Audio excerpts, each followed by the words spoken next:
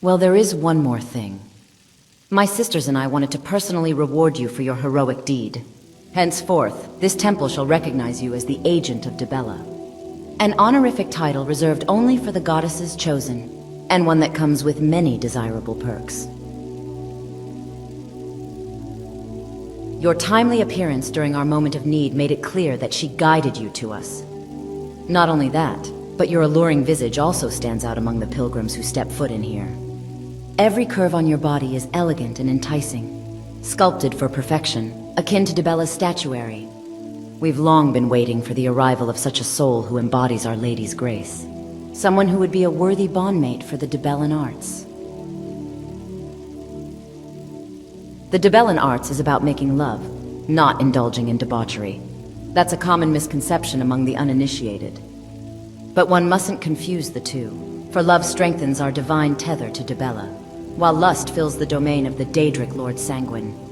Our bodies remain pure from the day we first cloister in this temple, and we only offer ourselves to those deemed worthy of the goddess's blessings. No matter the seed, if the shoot is nurtured with love, will not the flower be beautiful?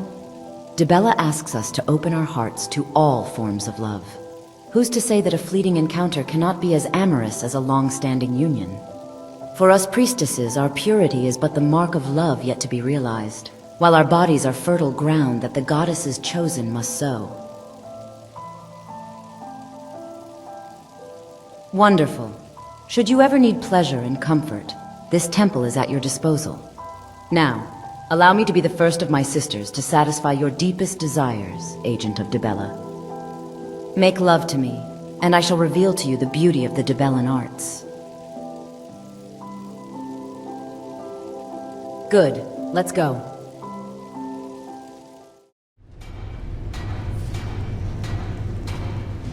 That is because Talos worship is a noxious weed that must be ripped out, root and stem. Once we have purged the heresy from this land, as surely as the flame burns the flesh from the bone, only then shall our duty be fulfilled. The heretics here may be stubborn, but in our new world, they'll be left with the choice to either accept and succeed, or to deny and die.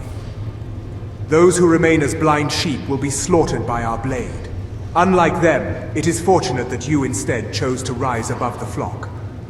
While you've already proven to be a helpful ally to the Thongvor, I believe that you can be an even greater asset by my side.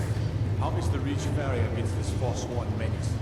There are rumors among our ranks that First Emissary Elenwen might be promoted to a higher office in Alinor within the next few years. I intend to put my name forward as her replacement, and I'll need your skills in subterfuge for when I make my move against potential rivals. If you decide to join me in this plot, you ought to know that I prefer to have my enemies close, and my friends closer still. That said, I thought it may be of mutual benefit if we were to become more intimate. Being allies doesn't preclude us from being paramours after all. The rest of the Reach is on its own. Cowards, both of you. Superiorly bred mer like myself don't normally fornicate with the lesser races. Otherwise, we risk diluting the strength of our bloodline. However, you exhibit attributes which set you apart from your kind. You're attractive beyond measure, and more capable than my best agents. Should you be inclined, I'd even be willing to grant you the privilege of propagating my lineage. But such a union is a topic best discussed for another time, I'm afraid. Right. As I was about to say, it would be very valuable to have the first emissary of Skyrim on your side, don't you think? Once I ascend that role and have brought these lands into our fold, I'll be able to provide you with greater influence within the Old Mary Dominion. On a more immediate note, as the current commander of the Justiciars, I can grant you immunity to search and seizure by my patrols. However, bear in mind that I cannot protect you from agents or execution orders under the authority of other high-ranking officials, such as Ellen. And imprison the very people that all the jail will be throwing them into. The Silver-Blood. Excellent. Keep in mind, however, that it will likely take several months until we're able to make our first move. As for your immunity, I'd like to personally conduct a special assessment with you before I authorize the decree. We could do this now, if it pleases you. Perhaps somewhere more private. Good, let's go. Back when the Empire stood up. What of it? Markarth lives because my family makes sure it's fed on gold and silver. Most people here are in my pocket, and those who challenge us are thrown alongside the Forsworn in the mines. So you best tread carefully now. My men have been telling me a lot of things about you these days.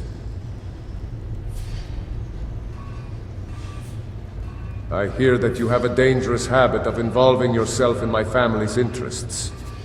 Above all, I'm impressed that you managed to escape from the best prison in Skyrim. Whether you come to me now as a friend or a foe, I have a proposition that you might want to hear. We hold power in the Reach because it's filled with sycophants who enrich themselves through my family. No honor, no pride. All they do is gorge themselves until they get fat and content. Now, let's see if you're any different from those bootlickers. Would you accept my coin in exchange for your dignity? Had you not escaped from Senna mine, you wouldn't have a choice on the matter. It can be dangerous for such a fine lady to be imprisoned alongside those savages, especially ones who have been deprived of a woman's touch. Instead, I'd have granted mercy by taking you for myself, and having you warm my bed as my servant whore.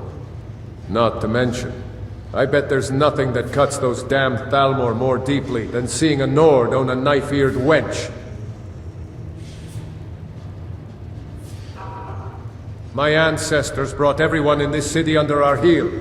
One way or another, I'll have you subdued as well. However, there's no need for us to be at odds. You know what I want from you the most. Be my woman, and you too shall have my family's influence.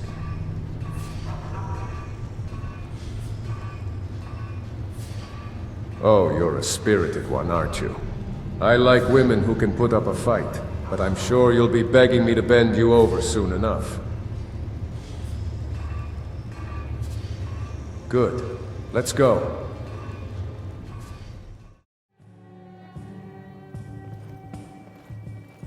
Well, with all the fish about to come in from Riften, we're finally going to have some new dishes to serve. Other than that, it's the usual. Things could be a lot better, but it is what it is, I suppose.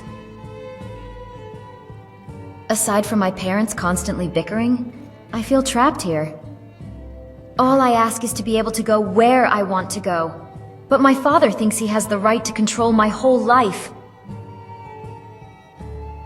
I know, but it's so suffocating.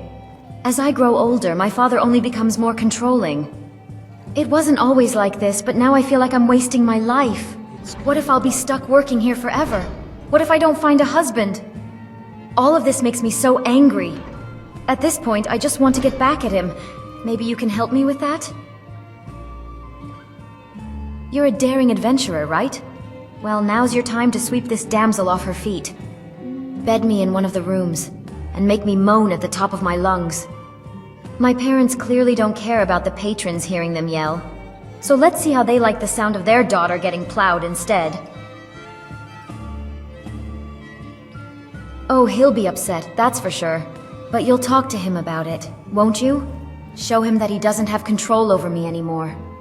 Tell him that I'm your whore now, and that he can't lift a finger about it. Or that we're both in love, and you're taking me under your wing. Either way, I'll be happy as long as he gets the message. Once that's done, you can have your way with me whenever you want. What do you say? Thanks. I knew I could count on you. Now we move on to the fun part. Admittedly, I'm a little bit nervous though. I didn't think that my first time would be like this. Good. Let's go.